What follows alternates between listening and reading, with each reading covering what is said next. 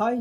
Okay, ಎಲ್ಲ ಒಂದು B S nursing ಸ್ಟೂಡೆಂಟ್ಗೆ ಆರ್ ಜಿ ಎಚ್ ಎಸ್ ಅಂಡರಲ್ಲಿ ಬರ್ತಕ್ಕಂಥ ಎಲ್ಲ ಒಂದು ಸೆಮಿಸ್ಟರ್ ಬ್ಯಾಚ್, ಅದರ ಜೊತೆಗೆ ಇಯರ್ ಬ್ಯಾಚ್ ಕೂಡ ಈಗ ಸಪ್ಲಿಮೆಂಟ್ರಿ ಬರೆದಿರ್ತಕ್ಕಂಥ ಸ್ಟೂಡೆಂಟ್. ನಿಮಗೆಲ್ಲರಿಗೂ ಕೂಡ ಈ ವಿಡಿಯೋಗೆ ಸ್ವಾಗತ. ಓಕೆ, ಈ ಬಂದುಬಿಟ್ಟು ವಿಷಯ ಗೊತ್ತಿದೆ, ಎಲ್ಲರೂ ಕೂಡ ಕೇಳ್ತಿದ್ದು ಕ್ವಶನ್. ಈಗಾಗಲೇ ಪ್ರಾಕ್ಟಿಕಲ್ ಎಕ್ಸಾಮ್ ಬಗ್ಗೆನೇ ಕೇಳ್ತಾರೆ. ಯಾಕೆ ಪ್ರಾಕ್ಟಿಕಲ್ ಬಗ್ಗೆ ಕೇಳ್ತಾರೆ ಅಂತಂದರೆ, ಸೊ ಎಕ್ಸಾಮ್ ಮುಗಿದು ಆಗಲೇ ಒಂದು 10 ಡೇಸ್ ಆಯಿತು. ಎಕ್ಸಾಮ್ ಮುಗಿದು 10 ಡೇಸ್ ಆಯಿತು ಅಂದರೆ ಒಬ್ಬೊಬ್ರದಂತರೂ ಇನ್ನೂ 20 ಡೇಸ್ ಆಯ್ತು ಬಂದ್ಬಿಡು ಒಬ್ಬೊಬ್ರದ್ದು ಮುಗಿದು. ಬಟ್ ಕಂಪ್ಲೀಟಾಗಿ ಓವರಾಲ್ ಎಲ್ಲರೂ ಕೂಡ ಹಿಡ್ಕೊಂಡ್ರೆ ಥಿಯರಿ ಎಕ್ಸಾಮ್ ಮುಗಿದು 10 ಡೇಸ್ ಆಯಿತಾ. ಸೊ ಎಲ್ಲರದು ಕೂಡ ಕನ್ಸಿಡರ್ ಮಾಡ್ಕೊಂಡಿದ್ದೀನಿ, ಒಂದು 10 ಡೇಸ್ ಆಯಿತು. So what about practical and result, ಇದ್ರ ಬಗ್ಗೆ ನಾವು ಕೇಳ್ತಾ ಇದ್ದಾರೆ. ಹಂಗಾಗಿ ನಾನು ಈ ವಿಡಿಯೋ ಮಾಡ್ತಿರೋದು. ಒಂದು 4 to 5 ಡೇಸ್ ಹಿಂದೆ ವಿಡಿಯೋ ಹಾಕಿದ್ದೆ. ಸೊ ಇವಾಗ ಹಾಕ್ತಾಯಿದ್ದೀನಿ. ಸೊ ಇವಾಗ ನೋಡಿ, ಒಂದು ಅಪ್ಡೇಟ್ ಅಂತಂದರೆ ಈಗ 24ನೇ ತಾರೀಕು ಬಂದಿದ್ದು. ಈಗಾಗಲೇ ಎಲ್ಲನೂ ಕೂಡ ಶೇರ್ ಮಾಡಿದ್ದೀನಿ, ನೋಡ್ಕೊಂಡಿದ್ದೀರಾ ಕೂಡ. ಸರಿ, ಪ್ರಾಕ್ಟಿಕಲ್ ಎಕ್ಸಾಮ್ಗೆ ಸಂಬಂಧಪಟ್ಟ ಹಾಗೆ ಸೆಂಟರ್ನ ಲಾಂಚ್ ಮಾಡಿರೋದು ನೋಡಿ. ಈಗ ನೆನ್ಪಿಟ್ಕೊಂಡಿರಿ, ಈ ಒಂದು ಎಷ್ಟು ಪ್ರಾಕ್ಟಿಕಲ್ ಸೆಂಟರ್ಗಳಿದ್ದಾವೆ ಅದನ್ನೆಲ್ಲ ಕೂಡ ಒಂದು ನೋಟ್ ಡೌನ್ ಮಾಡ್ಕೋರಿ. ಯಾರಿಗೆ ಹೇಳ್ತಿದ್ದೆ ನೋಟ್ ಡೌನ್ ಮಾಡ್ಕೊಳಕ್ಕಂತಂದರೆ, ಸೊ ಟೋಟಲಾಗಿ 202 ಅಂತ ಕಾಣಿಸ್ತಿದ್ದಾವೆ ನನಗಂತೂ ಸದ್ಯಕ್ಕೆ, ಆಯಿತಾ. ಸೊ 202 ಕಾಣಿಸ್ತಿದ್ದಾವೆ, 117 ಪೇಜಸ್ ಇದೆ. ಸೊ ಇದನ್ನು ಜಸ್ಟ್ ನೋಟ್ ಡೌನ್ ಮಾಡಿ ಇಟ್ಕೊಂಡಿರಿ, ಆಯಿತಾ. ಸಾರಿ 200 ಅಲ್ಲ, 292, ಆಯಿತಾ. 292 ಸೆಂಟರ್ ಕಾಣಿಸ್ತಿದ್ದಾವೆ.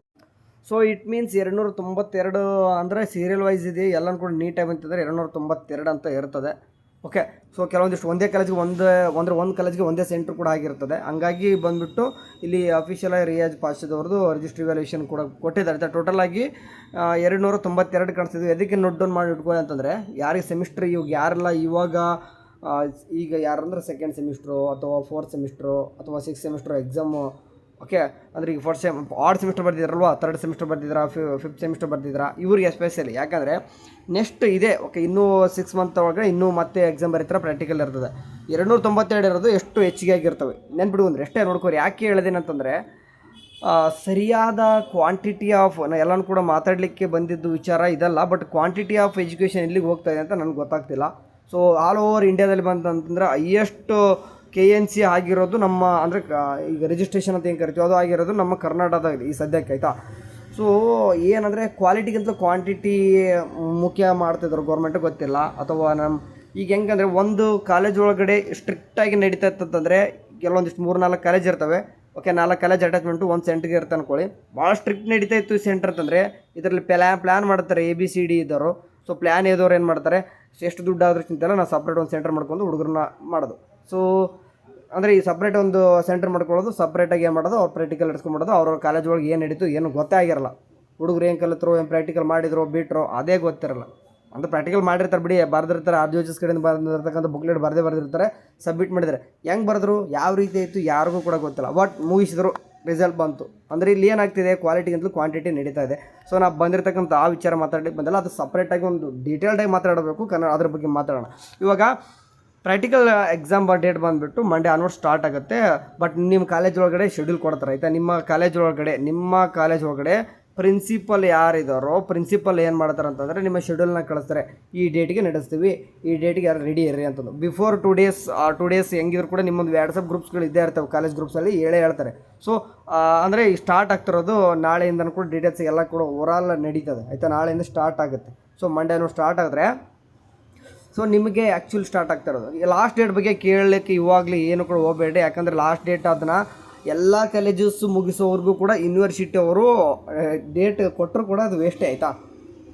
ಯಾವುದೋ ಒಂದು ಕಾಲೇಜು XYZ ಕಾಲೇಜ್ ಇದೆ. ಸೊ ಅವ್ರದ್ದು ಇನ್ನೂ ಕೂಡ ಯಾವುದೋ ಒಂದು ಸೆಮಿಸ್ಟರ್ ಎಕ್ಸಾಮು ಪ್ರಾಕ್ಟಿಕಲ್ ಮುಗಿಸ್ಕೊಂಡಿಲ್ಲ ಅಂತಂದರೆ, ಸೊ ಆ ಕಾಲೇಜ್ ಬಿಟ್ಟು ರಿಸಲ್ಟ್ ಏನು ಅನೌನ್ಸ್ಮೆಂಟ್ ಮಾಡ್ತಾರೆ, ಇಲ್ಲ. ಸೊ ಹಂಗಾಗಿ ಅಂದರೆ ಬಟ್ ಆದಷ್ಟು ಬೇಗ ಒಂದು ಡೆಡ್ಲೈನ್ ಅಂತ ಕಳಿಸಿರ್ತಾರೆ. ಪ್ರಿನ್ಸಿಪಲ್ಸ್ ಎಲ್ಲನೂ ಕೂಡ ಕಳಿಸ್ತಾರೆ. ಆದಷ್ಟು ಒಂದು 15 ಡೇಸ್ ಕೊಟ್ಟಿರ್ತಾರೆ. ಸೊ ಆ ಡೇಸ್ ಒಳಗಡೆ ಮುಗಿಸ್ಕೊರು ಅಂತ ಕೇಳ್ತಾರೆ. ಇಲ್ಲ ಅಂದರೆ ಮತ್ತೆ ಎಕ್ಸ್ಟೆಂಡ್ ಒಂದು 2 to 3 ಡೇಸ್ ಕೊಡ್ತಾರೆ. ಬಟ್ ಆದಷ್ಟು ಬೇಗನೆ ಮುಗಿಸ್ಕೊಳ್ಳೋಕ್ಕೆ ನೋಡ್ತಾರೆ ಎಲ್ಲ ಕಾಲೇಜಸ್ಸು ಕೂಡ. ಸೊ ಇದ್ರ ತಕ್ಕನಂಗೆ ಎಕ್ಸ್ಟರ್ನಲ್ಸ್ ಅಲಾಟ್ಮೆಂಟ್ ಆಗಬೇಕು. ಅಲಾಟ್ಮೆಂಟ್ ಆಗುತ್ತೆ ಎಲ್ಲ ಕಾಲೇಜಸ್ಸು ಕೂಡ. ಏನಂತಂದರೆ ಎಕ್ಸ್ಟರ್ನಲ್ ಅಲಾಟ್ಮೆಂಟ್ ಆಗುತ್ತೆ ಅಂದರೆ ಇಂಟರ್ನಲ್ ಅಂತೂ ನಿಮ್ಮ ಕಾಲೇಜವರೇ ಅಥವಾ ನಿಮ್ಮ ಅಲ್ಲಿ ಸ್ಥಳೀಯ ಭಾಗದವ್ರು ಯಾರಾದರೂ ಇದ್ದೇ ಇರ್ತಾರೆ. ಬಟ್ ಎಕ್ಸ್ಟರ್ನಲ್ ಅಂತ ಬಂದಾಗಿ ಔಟ ಬೇರೆ ಕಡೆಯಿಂದ ಕರ್ಸ್ಕೋಬೇಕಾಗ್ತದ. ಸೊ ಅವ್ರದ್ದು ಕೂಡ ನೋಡ್ಕೋಬೇಕಾಗ್ತದ. ಸೊ ಸಮ್ ಸ್ಟೂಡೆಂಟ್ ಕೇಳ್ತಾ ಇದ್ದಾರೆ, ಪ್ರಾಕ್ಟಿಕಲ್ಗೆ ಅಂತಂದು ಸಪ್ರೇಟ್ ದುಡ್ಡು ತೊಗೊಳ್ತಿದ್ದಾರೆ ಬರ್ದಾರ ಅಂತಂದು. ಪ್ರಾಕ್ಟಿಕಲ್ ಎಕ್ಸಾಮ್ಗೆ ಯಾಕೆ ದುಡ್ಡು ₹0 ಯಾಕೆ ಕಟ್ತೀರಾ? ಪ್ರಾಕ್ಟಿಕಲ್ಗೆ ಎಲ್ಲಾದರೂ ಅಮೌಂಟ್ ಮೆನ್ಷನ್ ಮಾಡೋರ ನಮ್ಮ ಯೂನಿವರ್ಸಿಟಿ ಕಡೆಯಿಂದ. ಸೊ ನೀವು ಯಾವಾಗ ಥಿಯರಿ ಎಕ್ಸಾಮ್ ಅಪ್ಲಿಕೇಶನ್ ಹಾಕ್ತಿದ್ರೋ ಅದೇ ಅಮೌಂಟ್ ಮುಗೀತಪ್ಪ. ಮತ್ತು ಪ್ರಾಕ್ಟಿಕಲ್ಗಿಂತ ದುಡ್ಡು ಯಾಕೆ ಕೊಡ್ತಿದ್ರಾ? ಪ್ರಾಕ್ಟಿಕಲ್ಗೆ ಅಂತ ದುಡ್ಡು ಕೊಡಲಿಕ್ಕೆ ಹೋಗಬೇಡಿ. ಸೊ ಏನೋಪ್ಪ ಅಂದರೆ ಎಲ್ಲ ರೀತಿಯಂದ್ರೂ ಕೂಡ ನೋಡಬೇಕಾಗ್ತದೆ. ನೀವು ಸ್ಟೂಡೆಂಟ್ ಅಂದರೂ ಕೂಡ ₹0 ಇದೆ ಬರ್ದಾರೆ, ನಾನು ಅಷ್ಟು ಕೂಡ ಕೊಡಲ್ಲ ಅಂತ ಅನ್ಬೋದು. ಅಂದರೆ ಸಮ್ ಕಾಲೇಜಸ್ಸಲ್ಲಿ ₹100 ಕೇಳ್ತಾ ಇರ್ಬೋದು. ಬಟ್ ಅದು ಕೂಡ ಕೊಡುವಂಗೆ ರೂಲ್ಸ್ ಇಲ್ಲ. ಬಟ್ ಎಲ್ಲನೂ ಕೂಡ ರೂಲ್ಸ್ ವೈಸ್ ನೋಡ್ಕೊತ ಹೋಗ್ಬಿಟ್ರೆ ಹೆಂಗಾಗಿದೆ. ಬಟ್ 100 ರೂಪಾಯಿ ಕೇಳಿದ್ರೆ ದೊಡ್ಡ ವಿಚಾರ ಅಮೌಂಟ್ ಅಂತಲ್ಲ, ಬಟ್ ಮನಿ ಈಸ್ ಅ ಮನಿ ಆಯಿತಾ. ಬಟ್ 100 ರೂಪಾಯಿ ಯಾಕೆ ಕೇಳ್ತಾ ಇರ್ತಾರೆ? ಸೊ ಸ್ಟೂಡೆಂಟ್ ಇದ್ದಾರೆ, ನೀವು ಕೂಡ ಎಕ್ಸ್ಟರ್ನಲ್ಲೂ ಕೂಡ ಬೇರೆ ಕಡೆಯಿಂದ ಬರ್ತಿರ್ತಾರೆ, ಅವ್ರ ಉಪಚಾರ ಮಾಡ್ಕೋಬೇಕಾಗ್ತದೆ, ಅವ್ರು ನೋಡ್ಕೋಬೇಕಾಗ್ತದೆ. ಗೌರ್ಮೆಂಟ್ ಕಡೆಯಿಂದ ಕೊಡೋಲ್ಲ ಬರ್ದಾರ ಅಂತ ಕೇಳಿದ್ರೆ ಸೊ ನನಗೆ ಗೊತ್ತಿಲ್ಲ ಅಂತಾರದು. ಅದಕ್ಕೆ ನನಗೆ ಗೊತ್ತಿಲ್ಲ, ಅದು ಗೊತ್ತಿದ್ದರೆ ಮಾತೇ ಹೇಳ್ತಿದ್ದೆ ನಿಮಗೆ. ಸೊ ಏನೇ ಆಗಲಿ ಕೇಳಿದರೆ ಬಟ್ ಅವ್ರು ಚೆನ್ನಾಗಿ ನೋಡ್ಕೊತಾರೆ ಆ್ಯಂಡ್ ಅದ್ರ ಜೊತೆಗೆ ಸ್ಟೂಡೆಂಟ್ನ ಚೆನ್ನಾಗಿ ಮಾರ್ಕ್ಸ್ ಕೊಡ್ತಾರೆ ಅಂತ ಕೇಳಿರ್ತಾರೆ, ಅಷ್ಟು ಕೊಡಿ. ಬಟ್ ಇದನ್ನು ಬಿಟ್ಟು 100 ರೂಪಾಯಿ ಬಿಟ್ಟು ಕೆಲವೊಂದಿಷ್ಟು ಪ್ರಾಕ್ಟಿಕಲ್ ಎಕ್ಸಾಮ್ಗೆ 1000 ರೂಪಾಯಿ ಕೇಳೋದು, 500 ರೂಪಾಯಿ ಕೇಳಿದ್ರೆ ಖಂಡಿತ ಕ್ವಶನ್ ಮಾಡಿ. ಓಕೆ, ಯಾಕೆಂತಂದರೆ 100 ರೂಪಾಯಿ ಅಮೌಂಟ್ ಕಡಿಮೆ ಆಗುತ್ತೆ, ಬಟ್ 500 1000 ಕೇಳಕ್ಕೆ ಹೋದರೆ ಜಾಸ್ತಿ ಅಮೌಂಟ್ ಆಗುತ್ತೆ. ಅದೊಂದು ತಲೆಯಲ್ಲಿ ಇಟ್ಕೊಂಡ್ರಿ. ಯಾಕಂದ್ರೆ ನೀವು ಕ್ವಶನ್ ಮಾಡದೆ ಹೋಯ್ತಂದರೆ ಮುಂದೆ ಯಾವಾಗಲೂ ಕೂಡ ಕ್ವಶನ್ ಮಾಡ್ಲಿಕ್ಕೆ ಬಿಡಲ್ಲ ನಿಮಗೆ. ಓಕೆ ಆಯಿತು. ಇಲ್ಲಾಂತಂದ್ರೆ ಎಲ್ಲ ಟೈಮ್ ಕೂಡ ದುಡ್ಡು ತಿಂತಾನೆ ಇರ್ತಾರೆ, ಬರೀ ಹಿಂಗೆ ಮಾಡ್ತಾರೆ. ಬಟ್ ಅದನ್ನ ಆದಷ್ಟು ಅವಾಯ್ಡ್ ಮಾಡಿ. ಲಾಸ್ಟ್ ಡೇಟ್ ಅಂತೂ ಮೆನ್ಷನ್ ಮಾಡ್ಲಿಕ್ಕೆ ಹೋಗಲ್ಲ ನಾನು, ಬಟ್ ಒಂದು ಟೈಮ್ ಕೊಡ್ತೀನಿ ಡೆಡ್ಲೈನು. ಅಂದರೆ ಈಗ 27th ಈ ರೀತಿ ಸ್ಟಾರ್ಟ್ ಅಂದರೆ 15 ದಿನ ಆದರೂ ಬೇಕಂದರೆ ಆಗಸ್ಟ್ 15ವರೆಗೂ ಕೂಡ ಹೋಗುತ್ತದು. ಅಂದರೆ ಆಗಸ್ಟ್ 20 ತಾನೋಡ್ಸಿ ನಿಮ್ಮದು ರಿಸಲ್ಟ್ ಆಗುತ್ತೆ. ವರಿ ಮಾಡ್ಕೊಬಿಡಿ, ಆಗಸ್ಟ್ ಎಂಡಿಗೆ ರಿಸಲ್ಟ್ ಅನ್ಕೋಬೇಕು. Oh my God. ಸೊ ನಾನು ಇವಾಗ 2 ಡೇಸ್ ಬ್ಯಾಕ್ VTU ರಿಸಲ್ಟ್ ನೋಡಿದೆ. ಒಂದು ಪ್ರಾಕ್ಟಿಕಲ್ ಮುಗೀತು, ವಿತಿನ್ 5 ಮಿನಿಟ್ಸ್ ಎಲ್ಲ ರಿಸಲ್ಟ್ ಅನೌನ್ಸ್ಮೆಂಟು. ಓಕೆ, ಒಂದು 10 ಮಿನಿಟ್ಸಲ್ಲಿ ಅನೌನ್ಸ್ಮೆಂಟ್ ಮಾಡಿದರು, ಆಮೇಲೆ 5 ಮಿನಿಟ್ಸಲ್ಲಿ ಮೊನ್ನೆ ರೀಸೆಂಟ್ ಅನೌನ್ಸ್ಮೆಂಟ್ ಮಾಡಿದರು. ಅದಾದಮೇಲೆ ಈಗ 2 ಡೇಸ್ ಬ್ಯಾಕ್ ಒಂದು 5 ಮಿನಿಟ್ಸಲ್ಲಿ ರಿಸಲ್ಟ್ ಅನೌನ್ಸ್ಮೆಂಟ್ ಮಾಡವ್ರೆ. ಸೊ VTU ಎಷ್ಟು ಸ್ಪೀಡ್ ಇದ್ದಾರೆ ಅಂದರೆ, VTU ಮೀನ್ಸ್ ನಮಗೆ ವಿಶ್ವೇಶ್ವರಯ್ಯ ಟೆಕ್ನಾಲಜಿ ಇರೋದು, ಅಂದರೆ ಇಂಜಿನಿಯರಿಂಗ್ ಆಯಿತಾ. ಅವ್ರ ಸ್ಪೀಡ್ ಇದ್ದಾರೆ ಬಿಡಿ. ನಮ್ಮ ಯೂನಿವರ್ಸಿಟಿ ಅವರು ಒಂದು ವೆಬ್ಸೈಟ್ ಕ್ರಿಯೇಟ್ ಅಂದರೆ ಮಾರ್ಜುಜಸ್ ವೆಬ್ಸೈಟ್ನ ಓಪನ್ ಮಾಡಿ ಇನಾಗ್ರೇಷನ್ ಚೆನ್ನಾಗಿ ಮಾಡೋರೆ. ಬಟ್ ಇನ್ನೂ ಕೂಡ ಅದು ಭಾಳ ಕ್ಲಾರಿಟಿ ಕಾಣಿಸ್ತಿಲ್ಲ ನಮ್ಗೆ ಇನ್ನೂ ಕೂಡ ಅದನ್ನು. ಓಕೆ, ಅದನ್ನೇ ಕ್ಲಾರಿಟಿ ಸಿಗಬೇಕಂದ್ರೆ ನಮಗೆ 1 ತಿಂಗಳು ಬೇಕಾಗ್ತದೆ. ಆ ರೀತಿ ವೆಬ್ಸೈಟ್ ರೆಡಿ ಮಾಡೋರು ಮಾಡ್ತಾರೆ, ಚೆನ್ನಾಗಿ ಮಾಡಿರ್ತಾರೆ ಅಂತ ಅಂದ್ಕೊಂಡಿರ್ತೀನಿ. ಇನ್ನೂ ಕೂಡ ಮುಂದೆ ಆದಷ್ಟು ಕಳೆದ ಸರ್ತಿ ವೆಬ್ಸೈಟು ಚೆನ್ನಾಗಿತ್ತು, ನಮ್ಮ ನೋಡಲಿಕ್ಕೆ ಈಸಿಯಾಗಿ ಅಪ್ಡೇಟ್ಸ್ ಕೂಡ ಒಂದು ಕಡೆ ಸಿಗ್ತಾ ಇರ್ತಿತ್ತು. ಬಟ್ ಇವಾಗ ಸ್ವಲ್ಪ ಕಾಂಪ್ಲೆಕ್ಸ್ ಆಗ್ತಾಯಿದೆ ಆಯಿತಾ. ಸರಿ, ಏನೇ ಆಗಲಿ ಬಂದರೆ ಮಾತ್ರ ತಿಳಿಸ್ತಾ ಇರ್ತೀವಿ ಅಂತ.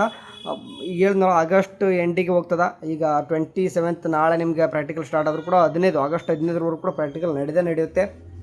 ಸೊ 20th ಅಥವಾ 20th ಕೂಡ ನಡಿಬೋದು ಪ್ರಾಕ್ಟಿಕಲ್ಲು. ಯಾಕಂದರೆ ಭಾಳ ಸೆಮಿಸ್ಟರ್ ಇದ್ದೀರಾ ನೀವು. ಓಕೆ, ಫಸ್ಟ್ ಸೆಮಿಸ್ಟರ್ ಒಂದು ಬಿಟ್ಟರೆ ಸೆಕೆಂಡ್ ಸೆಮಿಸ್ಟ್ರು ಇದ್ದೀರಾ, ಸೆಕೆಂಡ್ ಸೆಮಿಸ್ಟರ್ ಯಾರು ಅಂತ ಕೇಳಬೇಡಿ. ಅಲ್ಲಿ ಕೂಡ ನರ್ಸಿಂಗ್ ಫೌಂಡೇಶನ್ ಎಲ್ಲಾದ್ರೂ ಸಪ್ಲಿಮೆಂಟರಿ ಬರ್ದಿರ್ತಾರೆ ಅವರು. 3rd, 4th, 5th, 6th and 7th ಕೂಡ ಈಗ. ಓಕೆ ಸರಿ, ನೋಡಿರಿ, ಇಷ್ಟೆಲ್ಲನೂ ಕೂಡ ಕೆಲಸ ನಮ್ಮ RGHS ಅಂಡರಲ್ಲಿ ಬರ್ತಕ್ಕಂಥ ನರ್ಸಿಂಗ್ ಸ್ಟೂಡೆಂಟ್ಗೆ ರಿಲೇಟೆಡ್ ಆಗಿರ್ತಕ್ಕಂಥ ಕಾಲೇಜಸ್ಸಿಗಿದೆ. ಆದಷ್ಟು ಬೇಗ ಮುಗಿಸ್ಕೊಂಡು ರಿಸಲ್ಟ್ ಬರಲಿ. ಯಾಕಂತಂದರೆ ಹುಡುಗರದ್ದು ಇಂಟರ್ನ್ಶಿಪ್ ಬಗ್ಗೆ ಭಾಳ ಸ್ವಲ್ಪ ತಲೆ ಕೆಡಿಸ್ಕೊಳ್ಳಿ. ಇಂಟರ್ನ್ಶಿಪ್ ಈಗ ಮೊನ್ನೆ MBBS ದವರು ಕೂಡ ನೋಡಿದೆ ನಾನು ಆಯಿತಾ. ಸೊ ಅವ್ರು ಹೆಂಗೆ ಮಾಡ್ತಿರ್ತಾರೆ ಅಂದರೆ, ನೋಡಿ ಹೆಂಗೆ ಅವರು 1 ನೇಷನ್ 1 ಸ್ಟಿಫಂಡ್ ಅಂತ ಮಾಡೋರೆ. ಆ ಥರ ಮಾಡ್ಕೊಂಡು ಎಲ್ಲರೂ ಕೂಡ ಪ್ರೊಟೆಸ್ಟ್ ಎಲ್ಲ ಮಾಡಿದರು. ಆ್ಯಂಡ್ AH ಸ್ಟೂಡೆಂಟ್ ರೀ, ನರ್ಸಿಂಗ್ ಸ್ಟೂಡೆಂಟ್ ಬಿಡಿ, ಅಲಡಲ್ ಸೈನ್ಸ್ ಸ್ಟೂಡೆಂಟು ಕೂಡ ಮನೆ ಪ್ರೊಟೆಸ್ಟ್ ಮಾಡಿ ಸ್ಟಿಫಂಡ್ ತೊಗೊಂಡ್ರು. ನಮ್ಮ ನರ್ಸಿಂಗಲ್ಲಿ ಹೆಂಗಂದರೆ, ಒಂದು ಸೆಮ್ ಬ್ಯಾಕ್ ಸ್ಟೂಡೆಂಟ್ಗೆ ಪ್ರೊಟೆಸ್ಟ್ ಅಂತ ಕರೆದಾಗ ಸೆಮ್ ಬ್ಯಾಕ್ ಇರ್ತಕ್ಕಂಥ ಸ್ಟೂಡೆಂಟೇ ಬರಲಿಲ್ಲ, ಬೇರೆಯವ್ರು ಹೋಗ್ಲಿ ಬಿಡಿ. ಅವ್ರು ಸೆಮ್ ಬ್ಯಾಕ್ ಇರ್ತಕ್ಕಂಥ ಸ್ಟೂಡೆಂಟೇ ಎಷ್ಟೋ ಹುಡುಗರು ಬರಲಿಲ್ಲ. ಬೇರೆಯವ್ರ ಬಗ್ಗೆ ನಾವೆಲ್ಲ ಎಕ್ಸ್ಪೆಕ್ಟೇಷನ್ ಮಾಡೋಣ ಅಂದರೆ, ನಾವು ನರ್ಸಿಂಗ್ ಬಿಟ್ಟು ಬೇರೆಯವ್ರ ಹತ್ರ ದೂರ ಹೋಯಿತು, ನರ್ಸಿಂಗ್ ಅವರೇ ಬರ್ತಾಯಿಲ್ಲ. ಸೊ ಎಲ್ಲಿ ಅಂತ ಎಲ್ಲಿ ಹೋಗಿತ್ತಂದರೆ 2015ರಲ್ಲಿ ಕಾಲ್ಫಾರ್ಮ್ ಆಗಿರ್ತಕ್ಕಂಥ ಸ್ಟಾಫ್ ನರ್ಸು 2026 ಆದರೂ ಕೂಡ ಇನ್ನೂ ಆಶ್ವಾಸನೆಗಳಲ್ಲೇ ಇದೆ ಅಂತಂದರೆ, ನಮ್ಮ ನರ್ಸಿಂಗ್ದು ಎಲ್ಲಿ ಬಂದು ತಲುಪಿದೆ ನಮ್ಮ ಕರ್ನಾಟಕದಲ್ಲಿ. ಓಕೆ ಸರ್, ನಾನು ಇವಾಗ ಯಾಕೆ ಈ ವಿಚಾರಗಳನ್ನು ಇವಾಗ ಮಾತಾಡ್ತೀನಿ ಅಂದರೆ, ಕೆಲವೊಂದಿಷ್ಟು ವಿಚಾರ ನಿಮಗೆ ಕೂಡ ಗೊತ್ತಾಗಲಿ ಯಾವ ರೀತಿ ನಡೀತದೆ ಅಂತಂದು.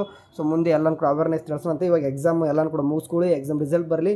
ನೆಕ್ಸ್ಟ್ ಪ್ರತಿಯೊಂದು ಕೂಡ ನರ್ಸಿಂಗ್ ರಿಲೇಟೆಡ್ ಆಗಿರ್ತಕ್ಕಂಥ ಎಲ್ಲ ಅವೇರ್ನೆಸ್ ವೀಡಿಯೋಸ್ಗಳು ಹೇಳ್ತೀನಿ. ಆ್ಯಂಡ್ ನೆಕ್ಸ್ಟ್ ಅಪ್ಕಮಿಂಗ್ ಬರ್ತಕ್ಕಂಥ ನರ್ಸಿಂಗ್ ಸ್ಟೂಡೆಂಟ್ ಆದಷ್ಟು ಕೂಡ ಅವಾಯ್ಡ್ ಮಾಡ್ಲಿಕ್ಕೆ ಟ್ರೈ ಮಾಡಿಸಿ. ಯಾರಾದರೂ ನಿಮ್ಮ ಬ್ರದರ್ ಸಿಸ್ಟರ್ ಇದ್ದರೆ, ಸೊ ಒಳ್ಳೆ ಗೌರ್ಮೆಂಟ್ ಆರ್ ಟಾಪ್ ಪ್ರೈವೇಟ್ ಕಾಲೇಜಲ್ಲಿದ್ದರೆ ಬೇಡ ಅನ್ನಲ್ಲ, ಹೋಗಿ.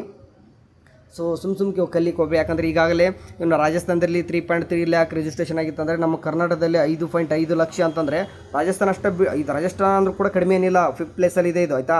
ಸೊ ಇನ್ನೂ ಕೂಡ ಕೆಲವೊಂದಿಷ್ಟು ರಾಜ್ಯಗಳಲ್ಲಿ ಕೇವಲ 1 ಲಕ್ಷ ರಿಜಿಸ್ಟ್ರೇಷನ್ KNC ಆಗಿರೋದು ಆಯಿತಾ. ಬಟ್ ನಮ್ಮ ಕರ್ನಾಟಕದಲ್ಲಿ KNC 5.5 ಲಕ್ಷ ಆಗಿದೆ ಅಂತಂದರೆ, ಇಲ್ಲಿ ಔಟ್ ಆಫ್ ಸ್ಟೇಟ್ ಅವ್ರು ಬಂದುಬಿಟ್ಟು ಕಲಿತಾ ಇದ್ದಾರೆ. ಅಂದರೆ ಔಟ್ ಆಫ್ ಕಂಟ್ರಿ ಅವ್ರು ಔಟ್ ಆಫ್ ಸ್ಟೇಟ್ ಅವ್ರು ಬಂದು ಕಲಿತಾಗ ಆಟೋಮೆಟಿಕ್ಲಿ ಎಲ್ಲ ಪ್ರೈಸ್ ಜಾಸ್ತಿ ಮಾಡ್ತಾರೆ, ಕೇಳೋರು ಯಾರು ಇರೋಲ್ಲ. ಈ ರೀತಿ ಆಗಿಬಿಡುತ್ತೆ, ಡಿಮ್ಯಾಂಡೇ ಮಾಡೋಂಗಾಗಿಲ್ಲ. ಆದಷ್ಟು ನೋಡಿ, ಫ್ಯೂಚರು ಕೂಡ ನಿಮ್ಗೆ ಯಾವ ರೀತಿ ಆಗ್ತಿದೆ ಅಂತ ಗೊತ್ತಿದೆ. ಮಾಡ್ಕೋಬೇಕು, ಗೌರ್ನಮೆಂಟ್ ಮಾಡ್ಕೋಬೇಕು, ಇಲ್ಲಾಂತಂದ್ರೆ ಅಬ್ರಾಡ್ ಹೋಗಬೇಕು. ನಮ್ಮ ಇಲ್ಲೇ ಕರ್ನಾಟಕದಲ್ಲಿ ಇರ್ತೀನಿ, ಇಲ್ಲೇ ಊರಲ್ಲಿ ಇರ್ತೀನಿ ಅಂತಂದರೆ, ಓಕೆ ನೀವು ಊರಲ್ಲಿ ಬಿದ್ದುಬಿಟ್ಟು ಅಂದರೆ, ನೀನು ನಮ್ಮ ವಿಲೇಜಲ್ಲಿ ಅಲ್ಲೇ ಒಂದು ಎಷ್ಟೋ ಕೊಡ್ತಾರೆ, 10,000 15,000 ಕೊಡ್ತಾರೆ ಅಂತಂದು ಹಂಗೆ ಮಾಡ್ತಾರೆ ಅಂತಂದರೆ ಮಾಡಿರಿ. ನರ್ಸಿಂಗ್ ಮಾಡೋಕೆ ಹೇಳಿ ಬೇಡನಲ್ಲ. ಫ್ಯೂಚರ್ ನೋಡ್ಕೊಳ್ಳಿ ಯಾವ ರೀತಿ ಇದೆ ಅಂತಂದು. ಇವಾಗ exam so totally brother main matter ಮಾತಾಡೋದೆಲ್ಲ ಬೇಡ ಅಂತ ಅನ್ಬೋದು. ಸೊ ಹಂಗೆ ಗೊತ್ತಿರಲಿ. ಓಕೆ, ಪ್ರಾಕ್ಟಿಕಲ್ ಇಷ್ಟೇ ಅಂದರೆ ಪ್ರಾಕ್ಟಿಕಲ್ ಅಂತ ನಾನು ನೆಪ ಇಟ್ಕೊಂಡೆ ಮಾತಾಡ್ತಿದ್ದೀನಿ, ಇಲ್ಲ ಅಂತಲ್ಲ. ಈಗ ಪ್ರಾಕ್ಟಿಕಲ್ ಎಕ್ಸಾಮ್ ಅಂತೂ ನಾಳೆಯಿಂದ 27 ಸ್ಟಾರ್ಟ್ ಆದರೆ ಆಗಸ್ಟ್ 15 ಕೂಡ ಮುಗಿತೈತೆ, 20ಕ್ಕೆ ಮುಗಿತೈತೆ, ಯಾವ ಪ್ರಕಾರ ಮತ್ತೆ ಮುಗಿಸ್ಕೊಂಬರ್ತೀರ. ಬಟ್ ಎಕ್ಟಿಕ್ ಆಫ್ ದ ಎಂಡ್ ಅಂತ ಏನು ಕರಿತೀವಿ, ಮುಗಿದ್ಮೇಲೆ ಎಕ್ಟಿಕ್ ಆಫ್ ಡ್ಯೂಟಿ ಅಂತ ಕರಿತೀವಿ. ಅಂದರೆ ಮುಗಿದಾದ್ಮೇಲೆ ನೀವು ಎಷ್ಟು ಪಶ್ಚಾತ್ತಾಪ ಪಡ್ತೀರಾ, ಹೌದಲ್ವಾ? ಅದನ್ನು ಇವಾಗಲೇ ಹೇಳ್ತಾ ಇದ್ದೀನಿ, ರಿಯಾಲಿಟಿ ಆಯಿತಾ. ನಾನು ಇವಾಗ ಎಲ್ಲನೂ ಕೂಡ ನೋಡ್ತಾ ಇದ್ದೀನಿ, ಸೂಕ್ಷ್ಮವಾಗಿ ನೋಡ್ತಾ ಇದ್ದೀನಿ ಯಾವ ರೀತಿ ಬೆಳವಣಿಗೆ ಆಗ್ತಾಯಿದೆ ನರ್ಸಿಂಗ್ ನಮ್ಮ ಕರ್ನಾಟಕದಲ್ಲಿ, ನಮ್ಮ ಇಂಡಿಯಾದಲ್ಲಿ ಆ್ಯಂಡ್ ಬೇರೆ ಬೇರೆ ಹೊರದೇಶಗಳಲ್ಲಿ ಕೂಡ. ಓಕೆ, ಹೊರದೇಶ ಅಂದರೂ ಕೂಡ ಎಲ್ಲ ರಾಷ್ಟ್ರಗಳಲ್ಲೂ ಕೂಡ ಚೆನ್ನಾಗಿದೆ ಅಂತ ಹೇಳಲ್ಲ, ಬಟ್ ಸಮ್ ಕಂಟ್ರೀಸ್ ಬ್ಯೂಟಿಫುಲ್ ಆಯಿತಾ. ಯಾಕಂದರೆ ನಮ್ಮ ನರ್ಸಿಂಗ್ ಪ್ರೊಫೆಷನ್ನ ಎಲ್ಲಿಗೋ ತೊಗೊಂಡು ಹೋಗ್ತಾ ಇದ್ದಾರೆ, ಬಟ್ ನಮ್ಮ ಇಂಡಿಯಾದಲ್ಲಿ ಎಲ್ಲ ಹಳ್ಳ, ಒಂದು ವರ್ಡ್ಸ್ ಉತ್ತರ ಕನ್ನಡದಲ್ಲಿ ಹಳ್ಳ ಹಿಡಿಸ್ಯಾರ. Thank you, bye.